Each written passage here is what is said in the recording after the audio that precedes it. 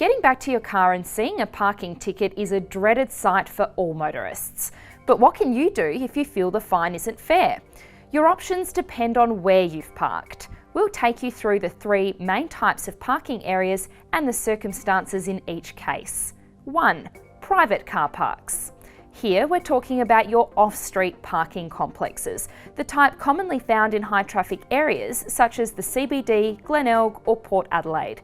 Legally, the operator of a private car park can't actually fine you for any reason.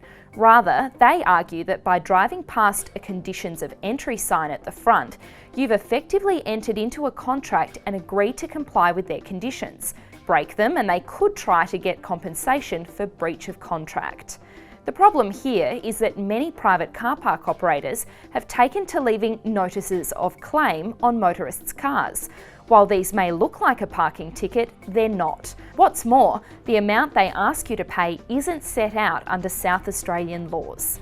What to do? Private car parks play a critical role in the motoring world, so it's essential we respect the regulations they've put in place.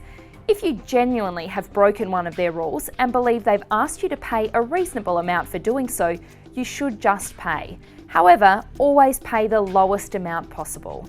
If you feel the notice or the amount is unreasonable, call RAA's Legal Advisory Service, which is free for members.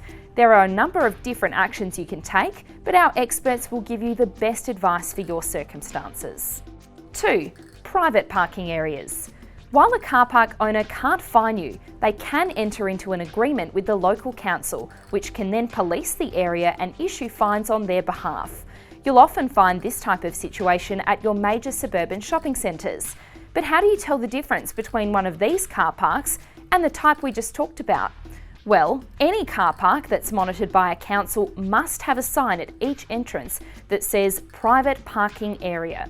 Secondly, if you do get fined, take a look at the ticket. If it doesn't name a council or asks you to give the money to a private company, then follow the steps in the first section of this video. What to do? If you get a fine in a private parking area that you believe is incorrect, you can lodge a dispute through the relevant council. Call the council or visit their website to find out how to lodge your dispute. You'll need to explain why you shouldn't be fined and provide evidence where needed. Ensure you submit your dispute in writing prior to the due date on the ticket, but before paying. Once paid, a review can't take place. If you weren't the driver at the time of the offence, fill out a statutory declaration naming the actual driver and send it to the council. 3. Public areas. Here we're looking at on-street parking or council-owned off-street parking, which are covered under the Australian road rules. You can be fined by either the local council or the police. Get caught by SAPOL, however, and you'll also be up for a $60 Victims of Crime levy. What to do? Check who issued the ticket. If it was the police, you'll need to lodge your dispute with them. To do so, just complete a review form, which you can get at www.police.sa.gov.au or write to the Expiation Notice branch. Again, you must ask for a review before the due date on the ticket, but don't pay the fine until the review has been completed.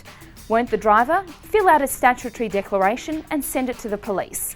If the ticket was issued by a council, submit your dispute with them.